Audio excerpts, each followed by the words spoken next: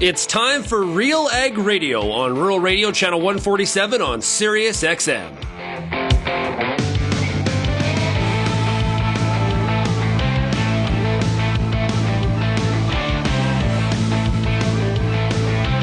RealAg Radio and RealAgriculture.com is your home for insight and analysis of the issues that are impacting your farm business. Let's get real and get connected with RealAg Radio.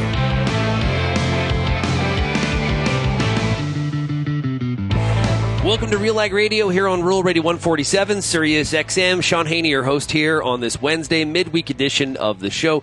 Hey, thanks so much for making RealAg Radio and Rural Radio 147 a big part of your workday, and a big shout out to everybody also listening out there on the RealAg Radio podcast. It is great to have everybody in the RealAg audience from Canada, the U.S., or beyond. Great to have you here.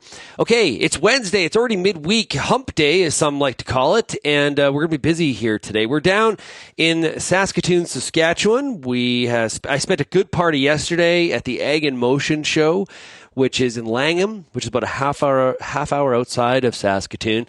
And it was, Wednesday better today, but Tuesday was miserable, to be quite honest with you. As you're going to hear in one of the clips I'm going to play for you here today, it was like a beautiful day at Edinburgh, Scotland. The wind was blowing, it was 16 degrees Celsius, and rain was going straight sideways for a good part of the day. And it did thin the crowd out, I would say, but at the same time, it didn't dampen some of the spirits.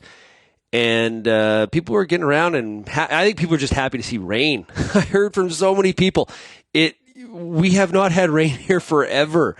And then it chooses the first day of the farm show to rain. Of course, Mother Nature she's twisted. She is twisted like that, absolutely. So we're going to hear some stuff from the farm show here today. We're going to hear... Now, yesterday I made an appearance on John Gormley Show, which, of course, many of you in Saskatchewan, you know John Gormley very, very well. Runs a very, very popular talk show in the province of Saskatchewan. We do our RealAg on the weekend show on that same network that John is on. That's on Saturdays, and you can check that out. I would encourage you to do so, kind of a wrap-up on the week. And John invited me on, so I'm going to play that interview that he did of me, so sort of a reversal today, or in that interview. We're also going to hear from April Nichol.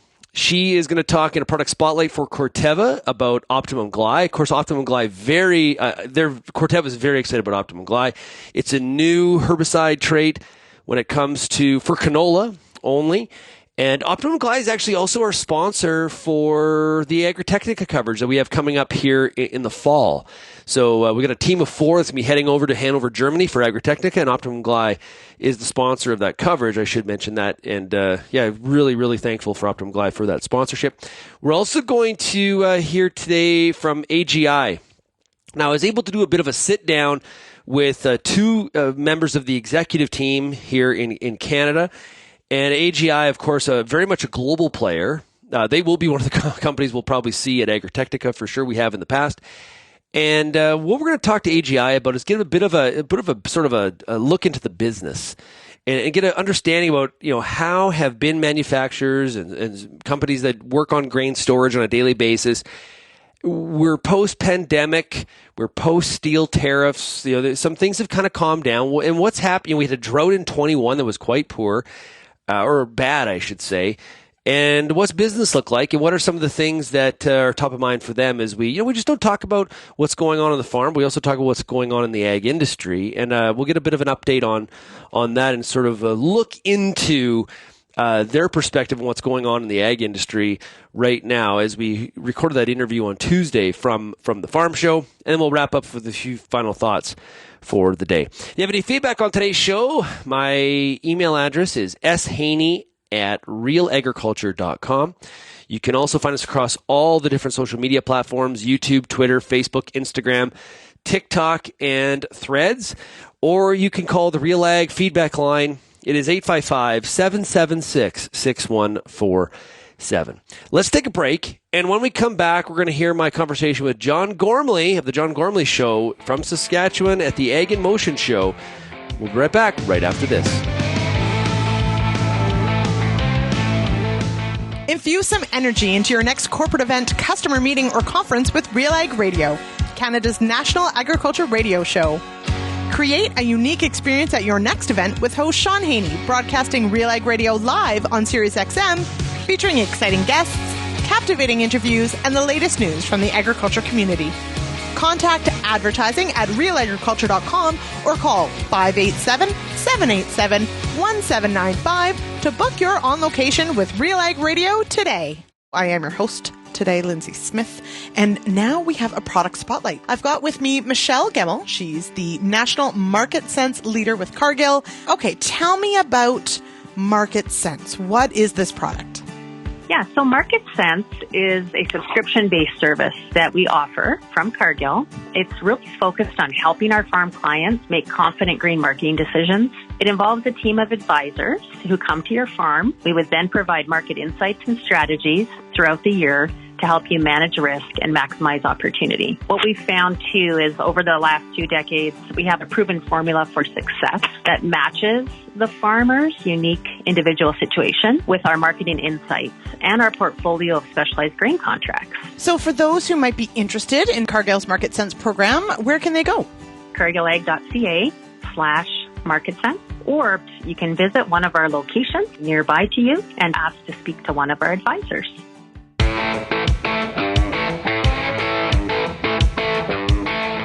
And welcome back to RealAg Radio. Join Chatsworth Farm in the county of Vermilion River on Saturday, August 19th for their 4th annual Alberta Open Farm Days. Meet the family behind the farm, take in the artisan market, live music, a barbecue, farm tours, and engage with the local farming community as we celebrate agriculture in the province of Alberta. Learn more by visiting chatsworthfarm.ca. Okay, it is Ag in Motion Week just outside of Saskatoon, as I've been mentioning. And on the Tuesday, yesterday, I had a great opportunity to make an appearance on the John Gormley Show. Now, John Gormley is really a talk show pioneer, and really, when you think about talk show hosts in a province like Saskatchewan, you don't go very far at all without mentioning John Gormley. He is on the RealAgriculture Radio Network, and which is also where we broadcast RealAg on the weekends. He invited me into his show to do it on location, to spend a little bit of time with them, and talk about a wide range of topics. Here's John and I.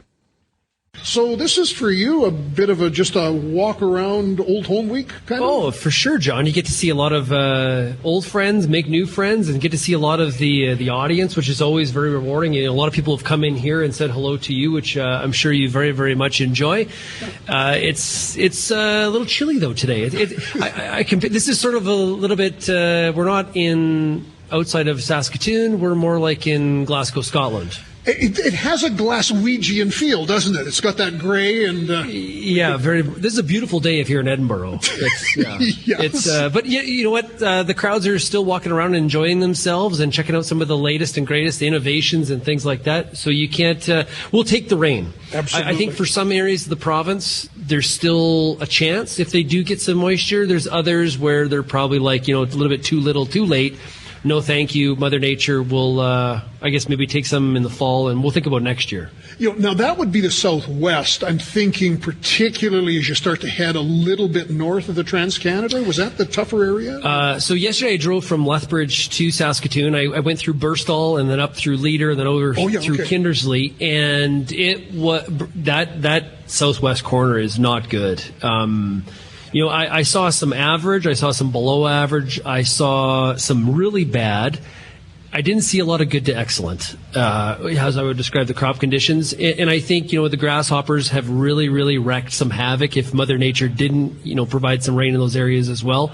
It's a huge concern. I think a lot of people are, crop insurance is definitely going to have to come through this year again for some of those people. They've been in drought conditions this isn't just 1 year, this is a number of years. And we need this weather pattern to break. And what's really, really weird is if you go south into Montana, it's like Mother Nature supported Montana and got to the border and then didn't have her passport because it just kind of stops. It's weird. Like if you go down south into like Fort Benton, Great Falls, the wheat is fantastic, and it's just amazing. It's the weather lottery again. Yeah. Prince Albert's been rewarded. I've heard a lot of good things about some of the crops out there, for sure. But even areas like Tisdale that started out really well haven't got a lot of rain since the beginning of June, and they're one of the in that category of like, if we need rain now. If we got some rain now, we're holding okay yields, not where we started, but we're off that optimum yield curve. We still have a chance to at least get something. Shaun Haney is with us, host of Real Ag on the Weekend here. He, along with many other people in the ag world, coming by Ag in Motion, where we're set up doing the show today. Gosh, there's always so much to talk about. Ag tech. You, obviously, as somebody who follows the markets, follows the industry, the technological advances, this just moves almost exponential. It's almost doubling on itself. It's hard to keep up. There was that, it's Moore's Law, where doubling computing capacity doubles every 2 years. Is it every 2 years? Yeah, that's what it feels like. Yeah. When you look at some of the advancements that have happened in this industry, you talk to, and it's not just like in equipment. It's also in like things that would go into, say, a tractor or combine, trying to provide value and help farmers make better decisions. And hey, listen, not all innovation is great. There's a lot of companies that bring products into the market where it's like, yeah, that sounded like a really good idea in a boardroom, and it doesn't have the success. But you can really see when it provides value at the farm level, because farmers like innovation, but you got to show the value. You got to show ways that how this makes them money, because there's neat tech. And it's like cool stuff to have. And then there's like, okay, this actually makes me money. And that's where I think some companies really kind of miss the boat. Just making that distinction, though, must be a challenging part, though, for a farmer, right? Because if something comes out that sounds neat, the marketing branch thought it was cool, the engineers could make it. Yeah. But then how do you do that valuation? I guess it's the cost benefit, isn't it? I think so. Farmers try to find their way. They're not experts in trying to find that, calculate that ROI either. But I think it's something that definitely product developers have to really, really keep in mind. What's interesting, what I'm following very closely in the area of innovation and product development, is we're at a time where interest rates have been going up. We've seen a lot of trouble with some of the like Silicon Valley Bank is an example that was funding a lot of startups in the tech world. Do we start to see a bit of a slowdown because it's a little bit harder to get some of that venture capital? There's a lot of Saskatchewan companies creating a lot of great innovation, but you got to have some runway, right?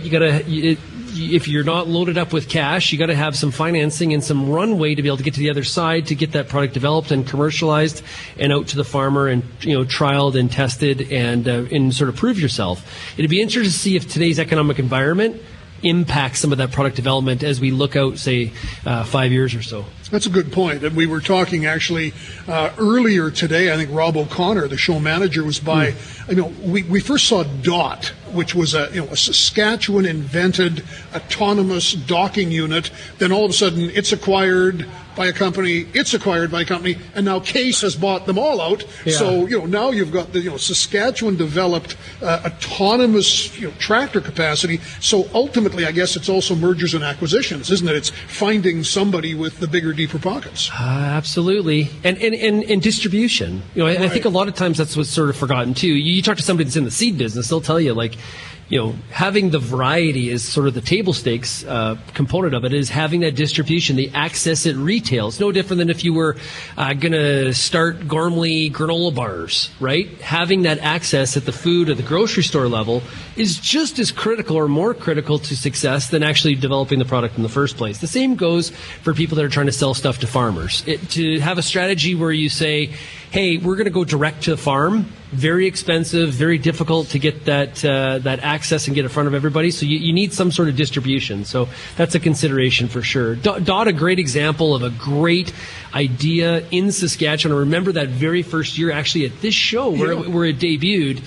And it's gone a long ways. A name change as well. I was at Kloss this morning, and they were talking about some of their new lineup. That was the worldwide. Didn't this morning Kloss actually roll out a worldwide premiere of a new tractor? Yes, a tractor, and there's Xerion series, over 600 horsepower. I think it's like 620.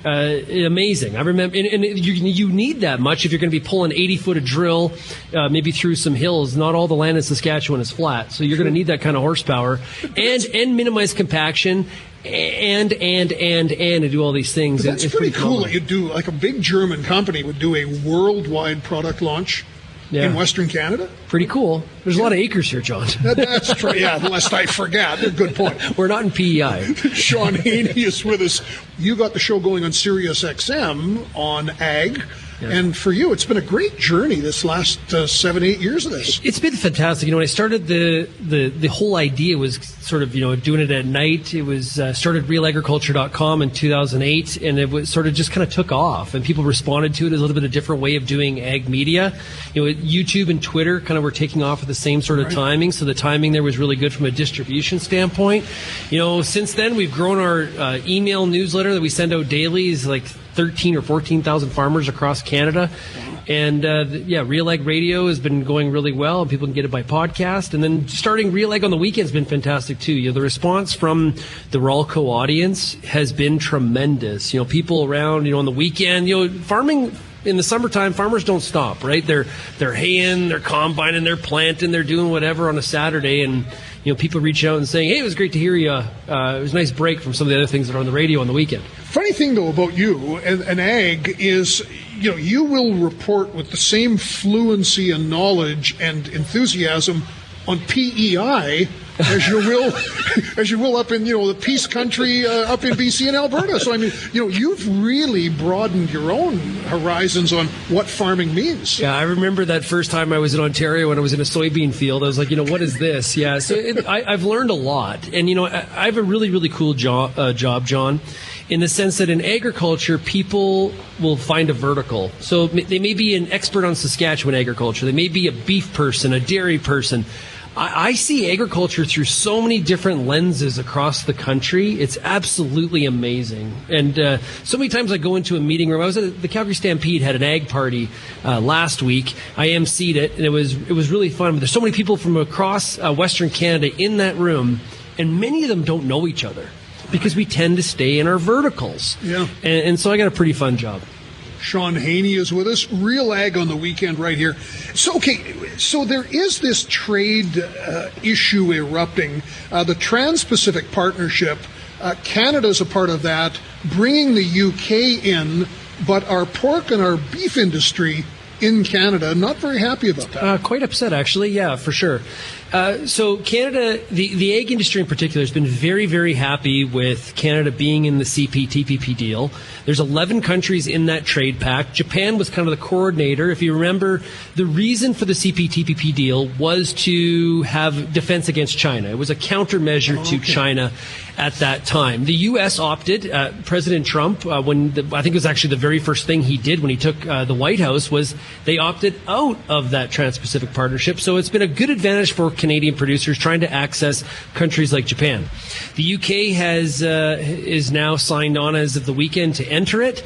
And Canada as a country is welcoming the UK, but the pork and beef industry is very upset. And the main reason is that we've had experience with the UK when it comes to free trade.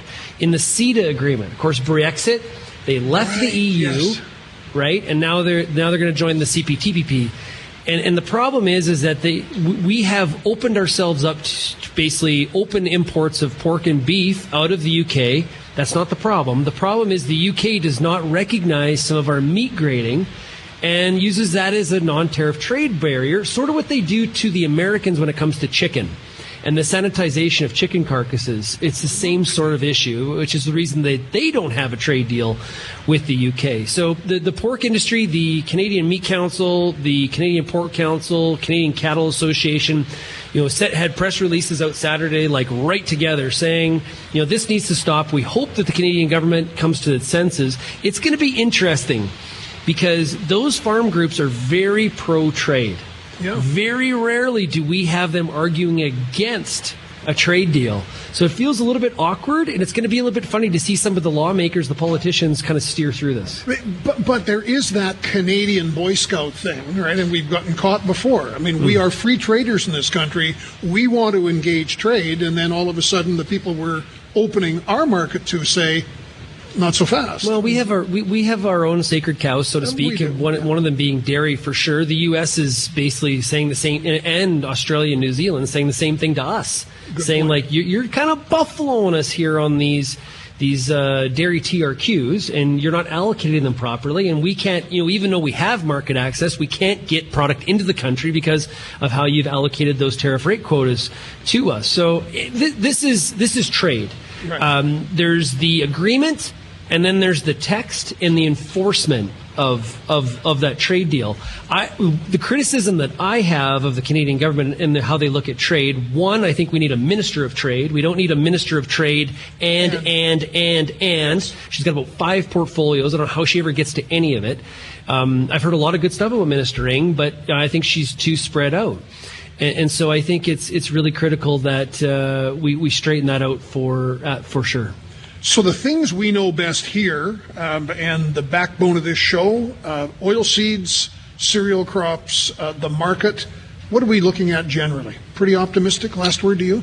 I think there's a lot of optimism. Mother Nature has not really cooperated. I think a lot of farmers here, the bit of a hangover from 2021 and the severe drought where they were penalized by grain companies. And so even though the prices have been high, a lot of farmers that even have an average crop or think they're going to have an average crop have been very hesitant to lock in those prices. And so we have a lot of grain in Saskatchewan and, quite frankly, across Western Canada, not priced right now, which is a concern. Shaun Haney, always great having you by.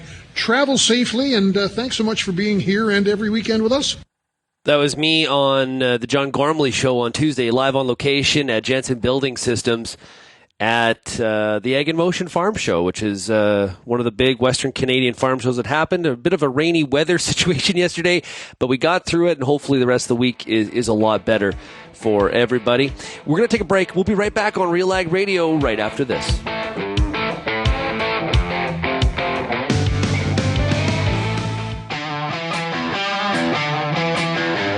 Advanced canola trait technology is here.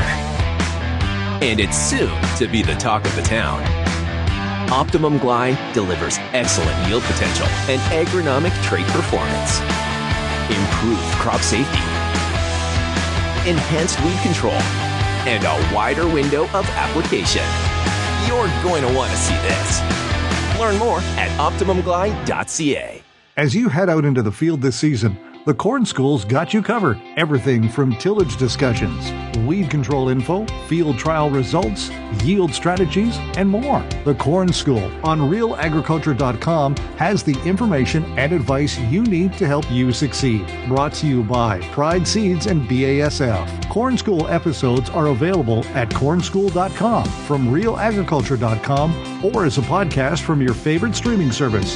Download the latest episode today. Hi, I'm Bernard Tobin, host of the Soybean School on RealAgriculture.com. Throughout the year on the Soybean School, we'll bring you timely agronomic video content from planting to harvest, from the latest agronomic research to the latest in production technology. Check out our massive video library on YouTube, RealAgriculture.com, or download the audio podcast versions wherever you get your podcasts.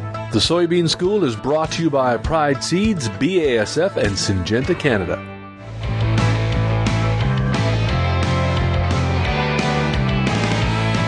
And welcome back to RealAg Radio. It's now time for a product spotlight with Corteva. We're joined right now by Canada's seed marketing lead for Corteva. It is April Nichol. April, welcome to the show. Thank you. Hi, Shaun. Hey, great to chat with you. It's been a while, and it's great to hear from you. Okay, April, can you give us a quick overview of what Optimum GLY is? Because there was a long wait for this trait, and there's a lot of excitement about it. Talk about why it's so important to be bringing to the market right now. Yeah, you bet. So first of all, absolutely, we are very excited for the launch of Optimum GLY this year. What Optimum GLY is it's the newest and most advanced herbicide-tolerant trait technology in canola from Corteva. And so what does that mean? That really means that with this new herbicide trait, we're using Corteva's R&D pipeline to give you the best germplasm, excellent yield potential, trait performance, and then the improved crop safety and enhanced weed control that you get with the Optimum GLY herbicide trait that allows you that wider window of application to apply on your canola crop. Optimum GLY really allows you to unlock the genetic potential of your canola hybrid by allowing the traits to perform without herbicide impact on yield potential. So if we move temporarily here away from some of the tech specs on it, what is the main reason if a grower's thinking about, okay, this hybrid has Optimum GLY? Why should they choose that one? I would recommend a grower chooses an Optimum GLY hybrid for a few different reasons. I think the biggest reason that you would choose an Optimum GLY hybrid is first agronomics and germplasm, right? So choose the agronomic spec you're looking for in a canola hybrid using the, and be confident in the R&D pipeline from Corteva. What the Optimum GLY trait does is it gives you that flexibility and expands your window of application. So you can choose to time your herbicide application to maximize weed removal options, which means you can time it very early, or you can even, push your window and handle late flushing weeds. It just gives you a lot of flexibility. It allows you the time and the space to cover large acres, cleaning up late flushes of weeds, and it doesn't risk any yield back from late season application. When farmers select a product from Corteva, they can just be really confident that they're choosing excellent germplasm, high yield, better genetics, and a sustainable and innovative leading solution. And this includes Optimum GLY. Yeah, and with the variability we can have in the growing season, that flexibility is a really important characteristic, I think, not to be undervalued at all. So if we look out in the field now, what does performance look like? What can we see in some of these Optimum GLY hybrids? So that's a great question. What I've seen so far is we've seen some really early season vigor, comes out of the ground fast and furious, nice ground cover early season. And so far what we've seen is really great performance, industry leading performance at this stage in the game that we've seen in the field.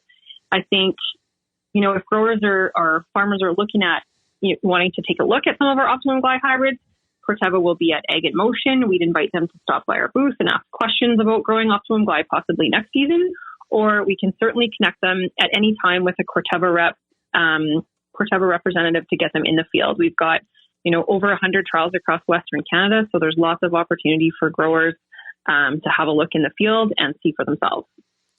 The growers you've talked to, what are they saying about Optimum GLY? So far, the growers I've talked to are really happy with how it's come out of the ground. It's popped up quick, it's covered the ground early, and it's progressing, on pace with all of the industry-leading hybrids. So there's really, really positive feedback. The flexibility on the herbicide control has been very, very positive.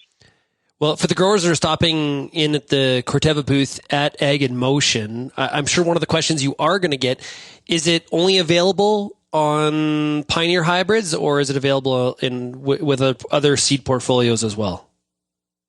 Optimum GLY is available in both routes to market. So you can find Optimum GLY hybrids in the Brevant branded bag at Ag Retail, and you can find Optimum GLY hybrids with your local Pioneer agency as well. So there's lots of opportunity for growers in Western Canada to choose how they want to do business with Corteva and choose an Optimum GLY hybrid. Oh, great stuff.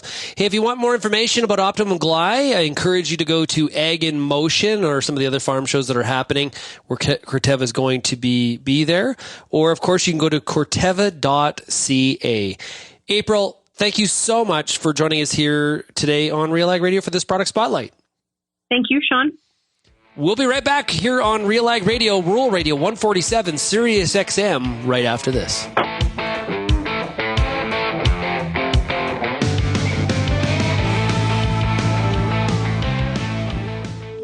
If you're involved in the agriculture industry, it's important to stay informed on all the latest issues affecting your business. At RealAgriculture.com, we offer fast, reliable news, information, and insights to help you keep on top of all of the latest in Canadian agriculture. Visit RealAgriculture.com and sign up for our free daily newsletter covering everything from news, agronomy, animal agriculture, and much more. Visit RealAgriculture.com/subscribe today. Whether you're seeding, harvesting, or anything in between, the Wheat School on RealAgriculture.com has you covered. Timely agronomic information from industry experts available online anytime.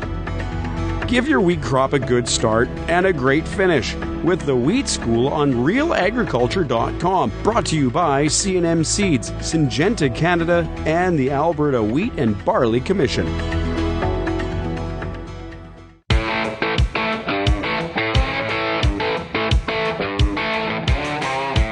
The Calgary Stampede may be over, but the Stampede grounds will be busy in August as the Canadian Beef Industry Conference is going to be at the BMO Centre at Stampede Park in Calgary, Alberta from August 15th to the 17th.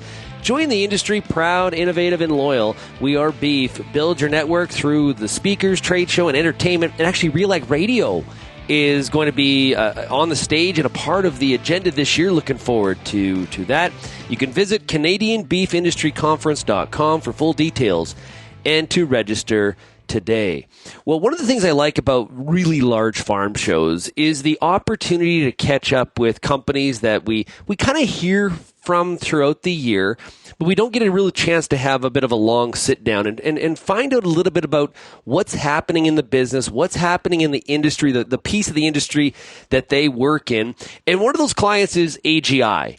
And they've supported RealAg Radio and RealAgriculture.com over the years. They've acquired a ton of businesses. They're right now going through a little bit of some rebranding, and I wanted a chance to sit down and talk about what's happening in the grain movement and grain storage industry and get a bit of an update on that for everybody out there in the Real Agriculture audience. So I caught up with Paul Brisebois and David Postill from AGI. Here's the conversation from Ag in Motion on location. Joined right now by David Postill, Senior Vice President of Marketing and Customer Experience, and Paul Brisebois, who is Senior Vice President for Canadian Farm. Both guys with AGI. David, nice to meet you. Great to meet you, Shaun. Thanks for having us. It's always fun to be on your show. And this is a fun farm show. This is one you kind of look forward to. Absolutely. You know, it's the biggest in Canada, in Western Canada. It's the one that everybody increasingly goes to. You see old friends, you see new customers. And really, I think the best of Canadian agriculture is on display here. Whether it's the equipment, the demos in the field, the experts that are offering new techniques, this is the place to be. We're also, as I mentioned, Paul Brisebois. Hey, Paul, how are you? Great, Shaun. Thanks for having us on the show. And Paul, what do you do at AGI? I'm the Senior Vice President of the Canadian Farm Business. I've been with AGI for about 12 years now, so been around a long time and always in the Western Canadian farm business. Yeah. Okay, so I got a bunch of stuff I want to discuss with you guys, but first let's get off some of the corporate stuff. You've done a brand combination. Now, AGI, the company I'm familiar with, because you actually have a manufacturing facility not too far from where I am in Lethbridge. The facility is in Nobleford, so I'm familiar with AGI, but some farmers may not be, but they're very familiar with the product lineup. Talk about that. Okay, it's super important to remember that AGI started about 25 years ago in Swift Current, Saskatchewan, with one product, two brothers and a best friend, basically, the backhoe conveyor. And it's gone on to acquire many businesses, Westfield, West Steel, all sorts of pieces of equipment that come together to provide the total solution. So many people know us by the brand that's on the farm, and we're pretty much on every farm. But totally together, the AGI catalog really is probably bigger and broader than anybody else in the market. And you're bringing some products together, some brands together? What's happening there? Yeah, because they've known us as a brand, because they've known us really as a product, we found it's time to bring together the brand and let them know that all of the qualities that AGI is about, innovation, efficiency, consistency, reliability, durability, all of these things are present in our equipment, and they're all brought to you by the same company. So some of our smaller, more regional brands are giving way to the AGI brand. Some of the big brands you know and love will continue on. But we want to bring that unified experience so the farmer knows whenever they're buying AGI equipment, that seal of quality and excellence is there. Now, so Paul, will I be able to buy like a AGI auger? Is that kind of where we're headed here? Yeah, it's a good question, and you can actually buy an AGI auger today. Okay. Okay. How about an AGI bin? Well, in the U.S., we do sell AGI bins, but for the most part, in our Canadian business, it's all West Steel branded bins is what we sell. Yeah. The cool part here is that, like like from a bin perspective, there are farmers across a very wide geography that if you were to quiz them and you said, name me a bin manufacturer, Weststeel's top of mind. That has been a very successful acquisition and a very successful brand. Yeah, absolutely. It was one of our biggest acquisitions we made, and it really changed who we were as AGI in the Canadian business in particular. Weststeel has such a great brand presence on farm. Like you said, Shaun, you travel all across the West, you're going to see a Weststeel bin on somebody's farm. And for us, that really expanded our portfolio in a significant way for our Canadian business. From a product development standpoint, there is, our audience, if I just think about our audience for a second and who we're talking to on a daily basis, it's very diverse, right? There are all shapes and sizes of farms. There's all ways that people like to set up their infrastructure, how they use their equipment. It's not a one-size sort of fits all. What a farmer that has 30,000 acres is looking for is going to be different than somebody that has 300 acres. What kind of challenges does that present to you as a manufacturer of your product line? Well, it presents good and bad challenges. Good in the sense that we really listen and care what growers think. They come into a trade show like this and they'll give us all sorts of feedback on our augers, and we'll take that back. We have engineers out on the field here right now that listen and talk directly to the farmers, and that goes into product development. So it's good because we try to be absolutely true to what the market needs, whether it's here, the Midwest, you name it, whether it's corn, soybeans, whether it's canola, we try to be true to what the market needs. Bad because we have to rein ourselves back in. We have to keep going, okay, let's be efficient, let's not try to sell every product out there, let's stick to our knitting, do what we're good at. And it's a good push and pull. But a show like this is really the test for me. And I think we do really well at it because we take what farmers say super seriously. Well, go ahead. If I could just add to that as well, this show site, it really shows, I guess, all farmers, whether you're a small farmer or a large farmer, that you could have AGI products on your farm. So we go right from a 10-inch auger all the way up to a permanent handling system that, a lot of farmers dream about on their farm. Just no different than having a dream house. That's like, I want this dream handling system on my farm because that's the pinnacle of efficiencies, right? I don't have to be moving my auger around everywhere, but that's difficult to get to. That you need a critical mass. You need a lot of money because they're expensive to put in place. But we can supply right from the 10-inch auger with a hopper comb bin all the way to a permanent handling system with a dryer. Tell me you guys are using this site more than just these 3 days. You've invested, I'm not going to ask you how much, but a lot, because I have a good idea what some of this stuff costs, and it's a very impressive infrastructure you've committed long term. What are you doing with this site? Yeah, it's a good question, and I wish I had a better answer and said that we did a lot of training out here. Unfortunately, we don't do a lot of training out here. We try to get customers out as much as possible. The beauty of this site is it's right on Highway 16, right? So it gets a lot of visibility. And again, from that dream home perspective, what stands out is the bins and the permanent handling system here.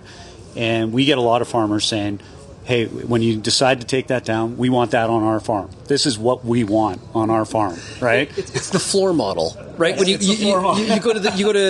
go to Best Buy, it's like, yeah, I'll take a discount on that floor model. That's what I never heard of that. I never thought of that from a grain handling perspective. Yeah. But okay, well, hey, let's make a deal. It actually happens more than you think at trade shows for us, where we'll have demo products on, and before the show is over, a farmer will come in and try to buy it right off the lot. That's smart. Hang around the last day. Yeah, all of this product is sold. Really? Yeah. Other than the permanent handling stuff, all of the product, the dryer, all of the augers, the conveyors, grain vacs, it's all sold. Only day one. Here we are. Okay. Can I also add to that, Shaun? Because I think, like as a metaphor, the ag industry is also a lot like the auto industry. So your product has got to be true and real enough that growers can come in here and bang on it and step on it and move it around. And if you can't live up to that, then it kind of says something about your brand. So we build what is a big facility here, but we've done that in Decatur, in Boone, in Grand Island. In Grand Island, Nebraska, for example, we run a live full facility running grain constantly through the show there to show the truth behind our product. We mean what we say and we mean what we promise. Husker Harvest Days is one of the big farm shows that I have not been to. I've been to most of them, pretty much all of them. That's one I have not been to. I need to do that.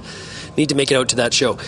Curious, we've been just talking about how farmers like a deal. They like a fair price. There's been a lot of supply chain challenges, concerns. I'm sure the people that are in the procurement department at AGI have had a bit of a hair-pulling last 4 or 5 years trying to manage through steel, like the steel tariffs. There's that pre-pandemic, so there's been a lot of challenges. So have we come out of that, or are we still really dealing with pricing and supply chain issues? Yeah. That's a good question, and it was difficult and has been difficult over the last 5 years. We had rising steel prices where it was difficult to keep up to. It was difficult to get product in, particularly from overseas. But that has gotten better to some extent, and I'll say to some extent.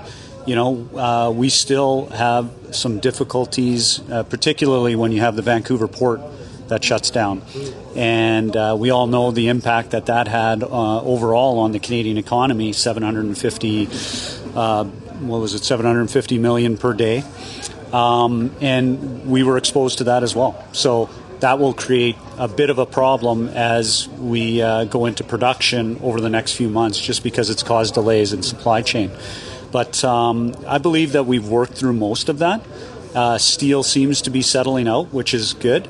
And we like to have more of a consistent market, or pricing, which we used to have. So I think we'll see that in the future here in the next couple of years. Yeah. There was a period of a couple of years where I heard a lot at AGI about tech, software development. How is the software tech play going at AGI? So still going forward, when we are focused on it very seriously, bin monitoring, field monitoring, I think are core, and we think are core pieces of equipment that we need to provide in our catalog. What we have to do, though, is to provide legitimate value reasons for growers to buy that stuff. And that's what we've done over the last little bit, is to refocus on that and say, okay, how is this improving your profitability? How is this securing your grain more? The days of running my farm from Arizona are probably still approaching us. But right now, how am I going to make more money this season? How am I going to protect my grain? So we're still very focused on it, but we've tried to narrow in our focus on tangible, real-world value creation benefits right now. Bin monitoring, we were talking before we started here about, 50, 100,000 bushel flat-bottom bins. That, bin monitoring, that is the smallest cost. You think about what canola is worth today, and you've got 75,000 bushels sitting in one bin. It's a zero cost for that monitoring equipment. You can't afford not to have it. I'm always surprised when I hear the people that don't have it.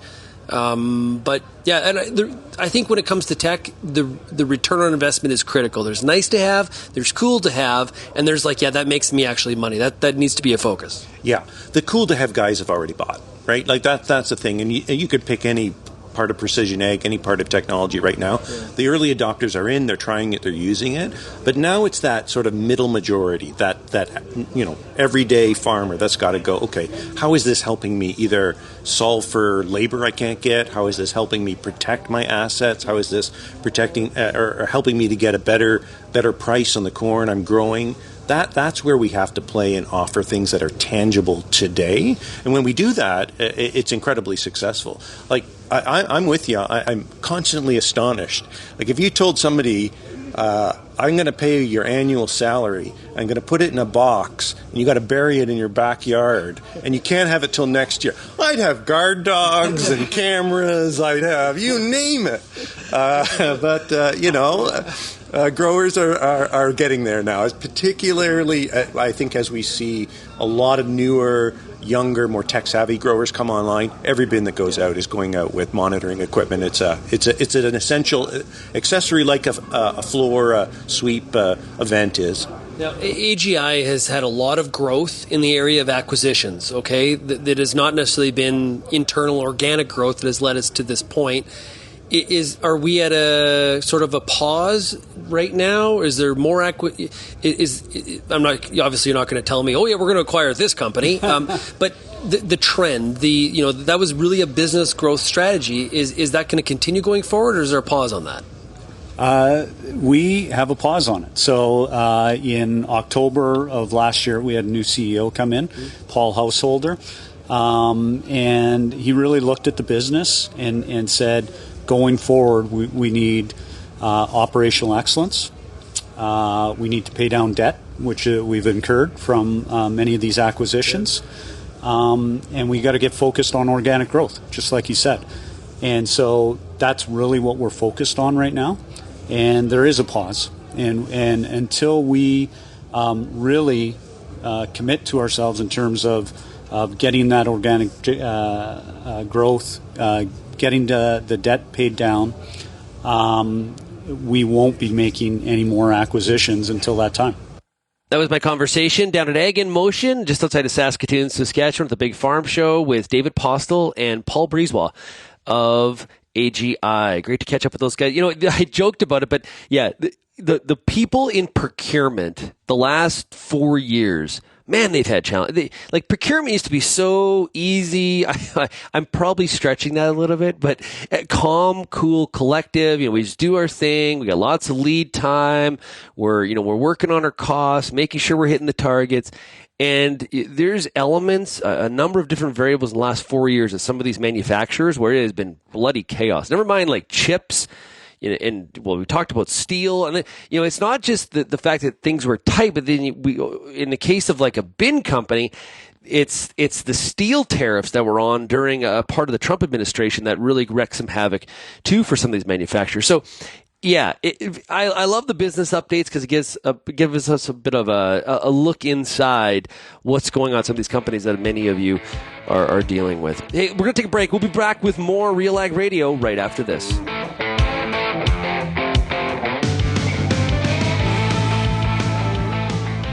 Peter Johnson at WheatPeak, RealAgriculture.com. I'm the host of The Word, and I love doing The Word. I love the questions. I love the challenges. I love having to apply agronomics to all over the globe and areas outside of my normal jurisdiction.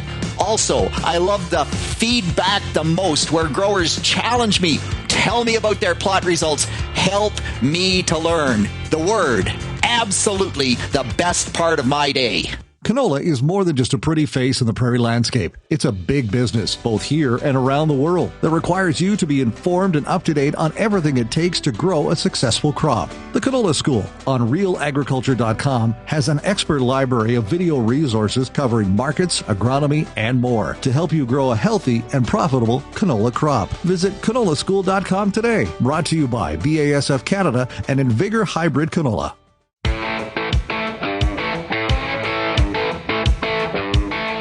Tuesday at Ag in Motion, we had a really good time in the afternoon, and thankfully we're in a tent as it poured down.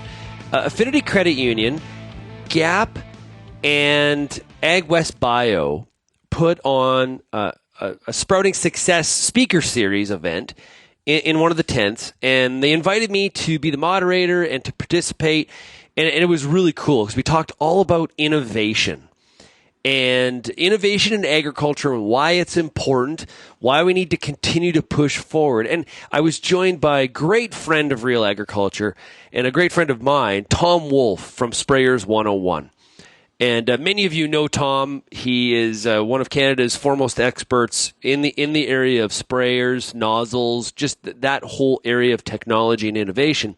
And Tom really has a great handle on how that industry is evolving. He works a lot directly with companies, works a lot directly with farmers. He is really a conduit to what some of the trends are when it comes to spraying and innovation in that application, that sector.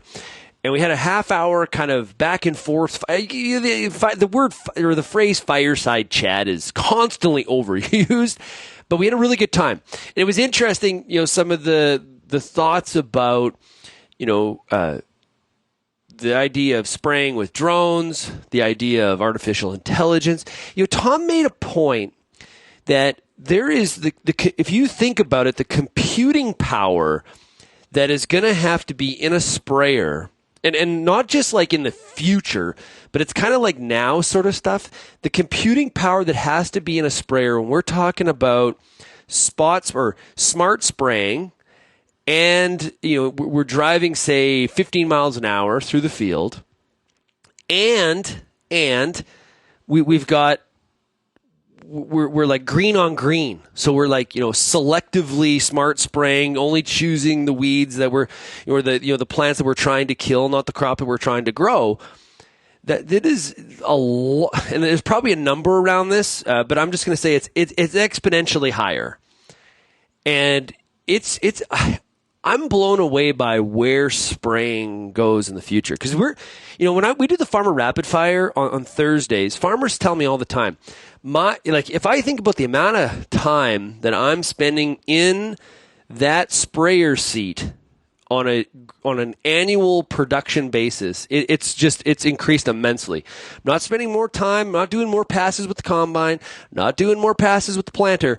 It's really been about the sprayer, and just how that's one of the reasons we've seen, basically the high clearance sprayer take over so much of the market, because we're doing a lot more spraying later on in the season, and a pull type doesn't necessarily work in the North American market. But I made this point to the crowd that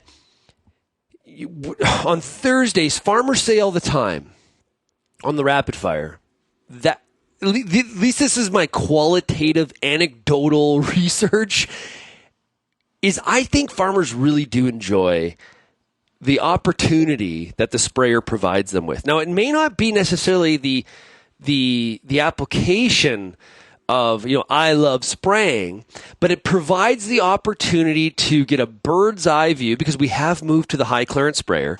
So I'm in a bird's eye view, look at my crop. And so I may be traveling through the field at a relatively high speed, but I'm being able to look at every single acre as I do that. When we're planting, of course, we have nothing growing. So we're getting an idea maybe of drainage and things like that.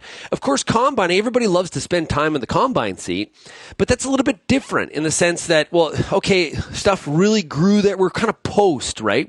There's nothing we can do at combining time to impact what may happen in that growing season, because we're harvesting. We're putting the crop in the hopper, into the truck, into the bin, and we move more to the marketing stage and the storage stage of the process. So when we're spraying, though, from early in crop all the way through to fungicide or insecticide application, we're really able to get a view on, hey, we need to take care of that issue tomorrow, to maybe keep ourselves on some sort of optimum yield curve based on where we are in the season, the variables that have been thrown at us. As we transition to drone spraying, which is getting closer and closer and closer to be done on a large commercial basis, that does take that opportunity away from people. Now, Tom made a point. We likely won't see the drone take over all spraying, but we will see it take over some of the spraying. And I think that's actually not a bad thing. There is value in that bird's eye view. If you have any feedback on today's show, you can send me an email, shaney@realagriculture.com, or you can find us across all the social media platforms, or call the RealAg feedback line, 855-776-6147. Thanks, everybody, for getting real and getting connected with RealAg Radio. And, of course, we'll chat again tomorrow. Cheers, everybody.